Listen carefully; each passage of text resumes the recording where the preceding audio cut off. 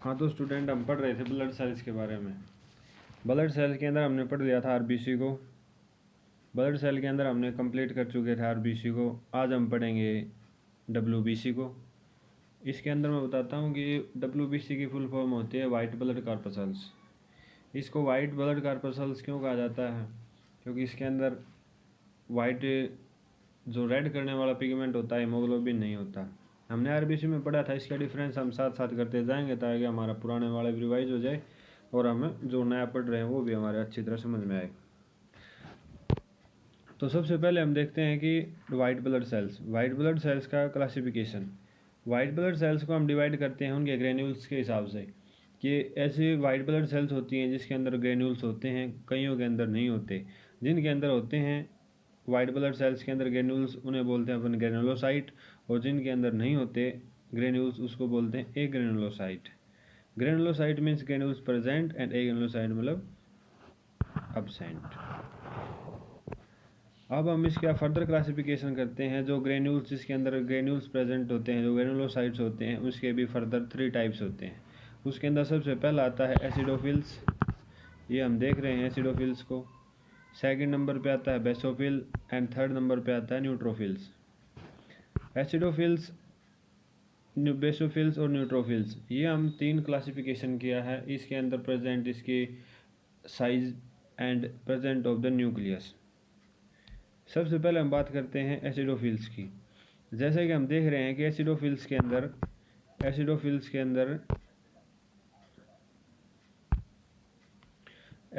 के अंदर न्यूक्लियस है वो बाइलोब्ड न्यूक्लियस प्रेजेंट होता है। बाइलोब में दो लोब होते हैं इसके अंदर, और इसका साइटोप्लाज्म हो गया। बेसोफिल सेल्स के अंदर कितने होते हैं? ये होते हैं अमीबॉइड इन शेप। ये होता है अमीबॉइड शेप होगी।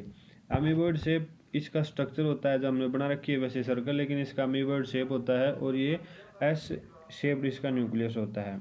ये देखिए डायग्राम के अंदर दिख रहा है मेरे को, एस शेप है, यह एस शेप न्यूक्लियस होता है। और ये मिनिमम इन नंबर जितने हम पढ़ रहे हैं उसके अंदर ये सबसे कम होती है। और स्मॉलेस्ट ग्रेनुलोसाइट, इसका साइज भी सबसे छोटा होता है। अमीबॉइड शेप होती है, इन तीनों की अमीबॉइड शेप होती है। चाहे हम बात कर रहे हैं एसिडोफिल्स की, चाहे बेसोफिल्स की, चाहे हम एसिडोफिल्स की बात कर रहे हैं, चाहे हम बेसोफिल्स की बात कर रहे हैं, फिर न्यूट्रोफिल्स की बात कर रहे हैं, इन सभी की ये होती है। ठीक है, तो हम आगे चलते हैं।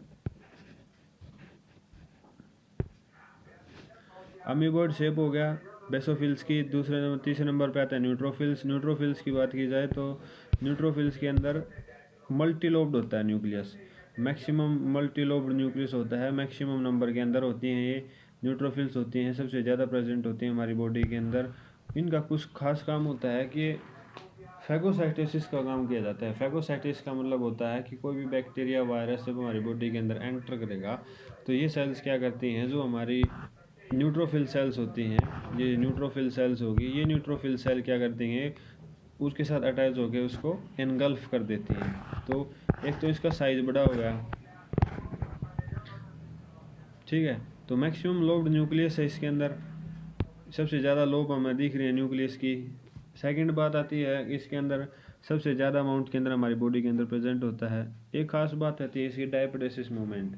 डायपिडेसिस मूवमेंट बताता हूँ क्या होती है। डायपिडेसिस मूवमेंट क्या होती है? जब हमारी ब्लड कैपिलरीज होती हैं उनसे निकलती हैं, स्मूथली निकल जाती हैं, उसको हम बोलते हैं diapedesis movement. Micro policeman of body, micro policeman, police का काम होता है चोर को पकड़ना, और इसका काम होता है जो हमारी न्यूट्रोफिल्स है इसका काम होता है कोई भी फॉरेन बैक्टीरिया या फिर फॉरेन वायरस हमारी बॉडी के अंदर जब एंटर करता है तो उसको कैच करना। ये फैगोसाइटोसिस नेचर होता है। तो ये 4 पॉइंट आपको याद रखने हैं इसके अंदर। ये मैंने यहाँ पर स्ट्रक्चर बना के समझा दिया है। हम यहाँ देख रहे हैं blood cell, RBC, WBC, platelets. WBC को फर्दर फिर डिवाइड किया गया है ग्रेनुलोसाइट और ए ग्रेनुलोसाइट के अंदर।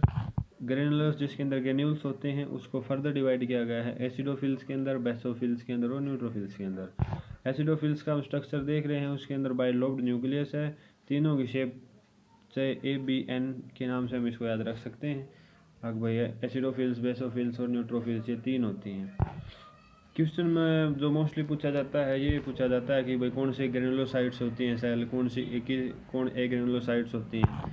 ग्रेनुलोसाइट्स के अंदर भी सबसे ज़्यादा कौन प्रेजेंट होती है, किसके अंदर कौन सी डायप्रेसिस मूवमेंट शो करती है, किसके न्यूक्लियस बाइलोब्ड होता है, मल्टी लोब्ड होता है, ये सब इसके अंदर क्वेश्चन होते हैं जो अपन ने यहाँ पर सब कवर कर लिया है,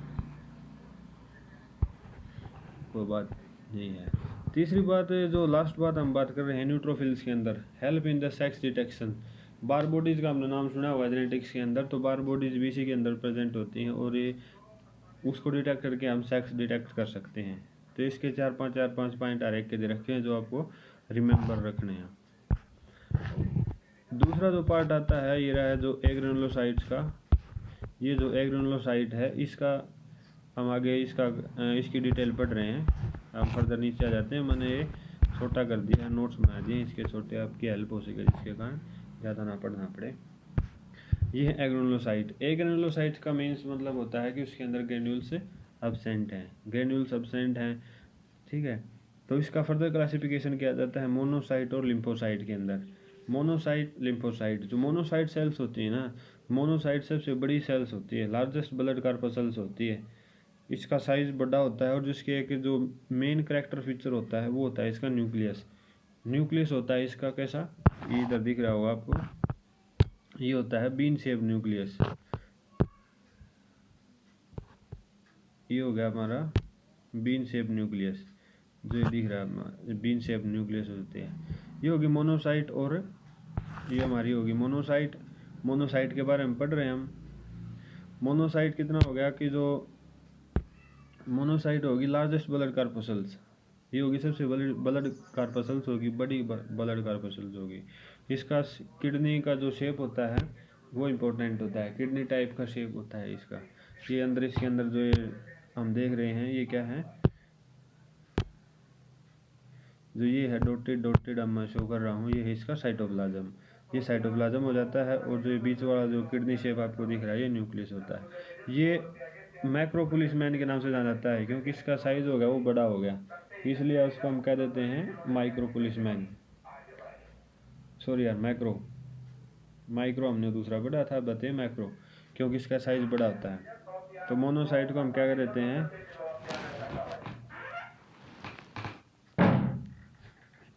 तो इसको बोल देते हैं मोनोसाइट सेल्स को हम बोल देते हैं कि भाई ये होते हैं मैक्रोपुलिसमैन। और एक्टिव मोबाइल किलर WBC भी नाम दिया जाता है। जो मोटा मोबाइल किलर का मतलब क्यों नाम दिया जाता है कि ये ब्लड स्ट्रीम के साथ जाके जहाँ पर भी बैक्टीरिया का इन्फेक्शन है या फिर वायरस का इन्फेक्शन है वहाँ जाके उसको पकड़ती हैं, उसको ख़त्म कर देती हैं। नेक्स्ट हम पढ़ते हैं इसी के अंदर लिम्फोसाइट का। लिम्फोसाइट का भी बहुत इम्पोर्टेंट रोल होता है।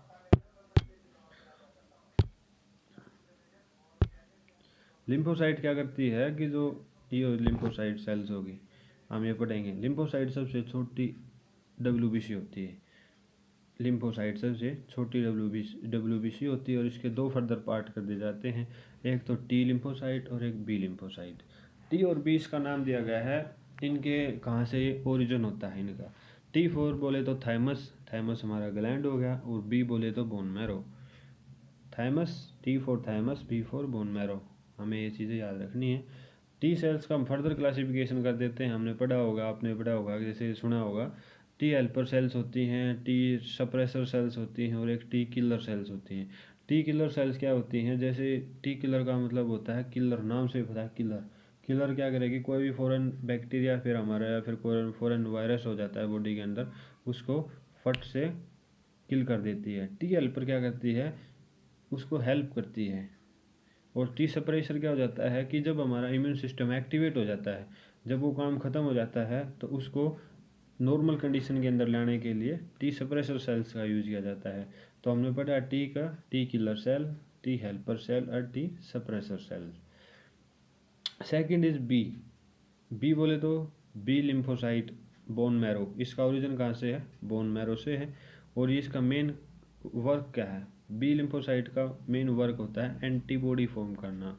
एंटीबॉडी किसके लिए बनाई जाती है, एंटीबॉडी बनती है एंटीजन के लिए। कोई भी बाहर से बैक्टीरिया आता है तो वो एंटीजन लेके आता है और हमारे अंदर बनती है उसके खिलाफ एंटीबॉडी जो उसको कैच कर लेती हैं।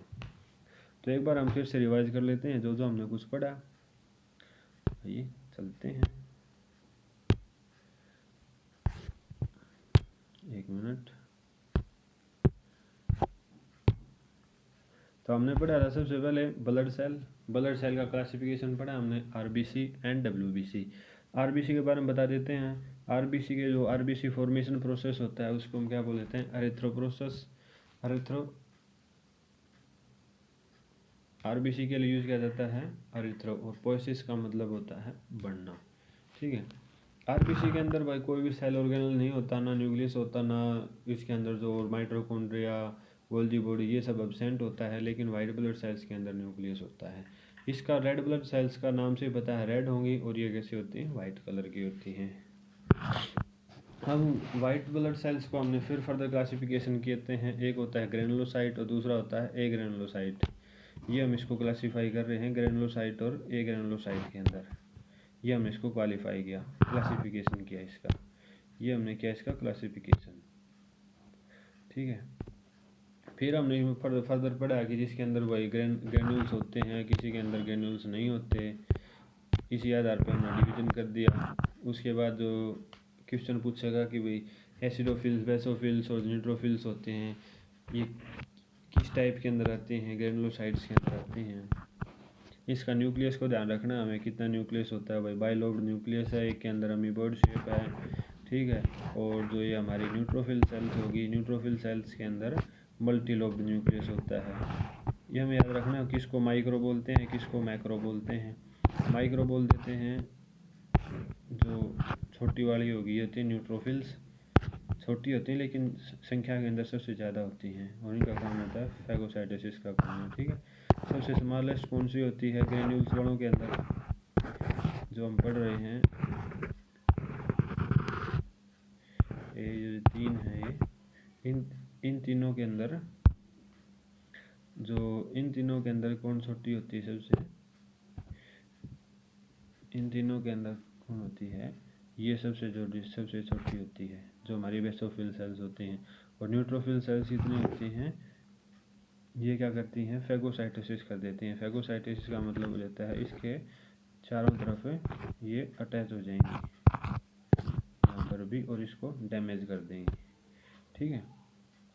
इसको ये डैमेज कर देती हैं। ये हमें सब पॉइंट याद रखने। एक ग्रेनुलोसाइट के अंदर हम पढ़ लेते हैं मोनोसाइट का, और दूसरा होता है लिम्फोसाइट का। इसके आपको क्या याद रखने हैं, बस यहीं तक आपको पढ़ना है, इसके अंदर सब कुछ आ जाता है। ठीक है। इसको एक बार अपने खुद से पढ़िए, फिर अपने बुक में से पढ़ लीजिए। फिर भी कोई परेशानी आती है तो कमेंट सेक्शन में बताइए, उसको मैं आपका जवाब दूंगा। ठीक है। आप इसको पढ़ के रिवीजन करके, वीडियो सुनने के बाद आपको कैसा लगा है, पढ़ने का कैसा लगा, समझ में आता है तो अपने फ्रेंड्स को भी बताइए कि आपको फ्री पढ़ाया जा रहा है, वो भी बिल्कुल 0 से हीरो लेवल तक। इसके बाद इसके अंदर कुछ नहीं बच जाता। इसके अंदर जो ये आरबीसी काउंट और डब्ल्यूबीसी काउंट होते हैं, ये वेरी करते रहते हैं। हम जो मोनली मानेंगे वो एनसीईआरटी को प्रेफर करना है। ठीक है। बस थैंक यू, टेक केयर।